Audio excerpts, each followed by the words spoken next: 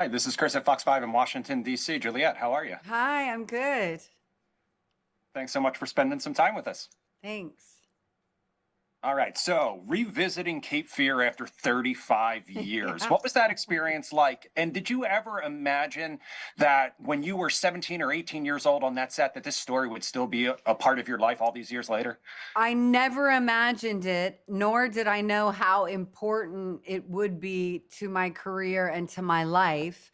So the fact that I get to be a part of this series is such a beautiful moment for me and a real full circle moment that you don't always get in a lifetime, but when you're lucky, it's nice when it happens.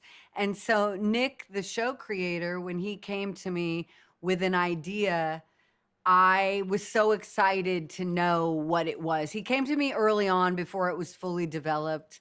And I had worked with him before, and I knew he was a great writer, and he really makes really exciting series. So I couldn't wait to see what it would become.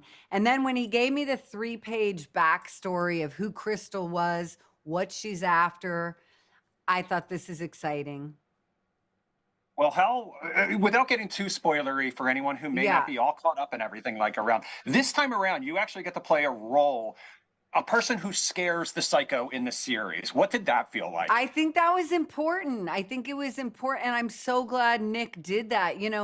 In series, you are only as lucky as how good the writing is. So the fact that Nick wanted to make sure that there were these scenes between me and Max Cady where he is thrown off by her, I think was a really smart choice.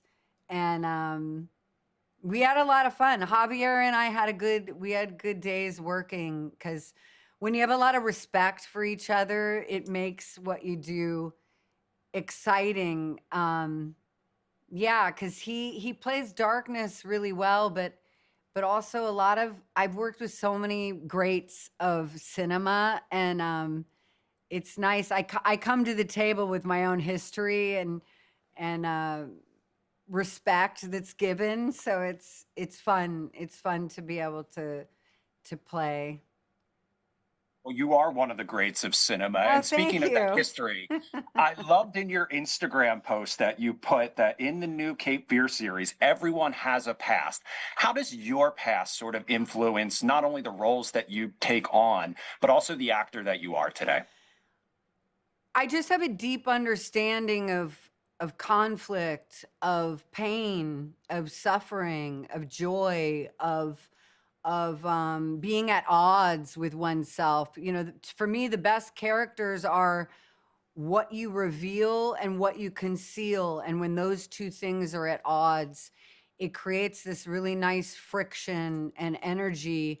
And I like to make characters that are really visceral and I don't know, that you almost can feel from off the screen. And so for a long time, even when I was younger, I had a lot of empathy for other people's pain. And then as I lived a life, I can delve into my own and utilize it for character work. I don't know why that is, but I can.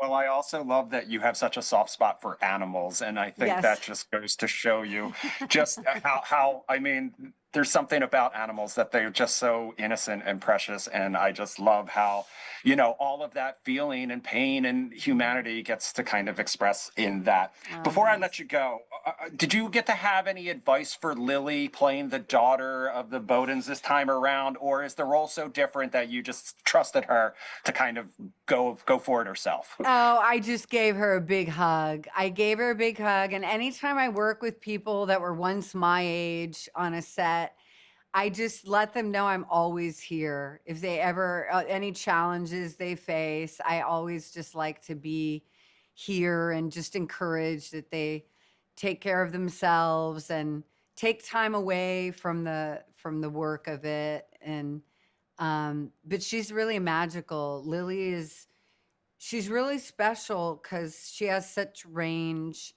and vulnerability and she's so interesting and unique, and she's not trying to be somebody else in her own skin. So she's a really exciting voice in storytelling today. Congratulations and thanks so much for spending some time with us today. Thank you.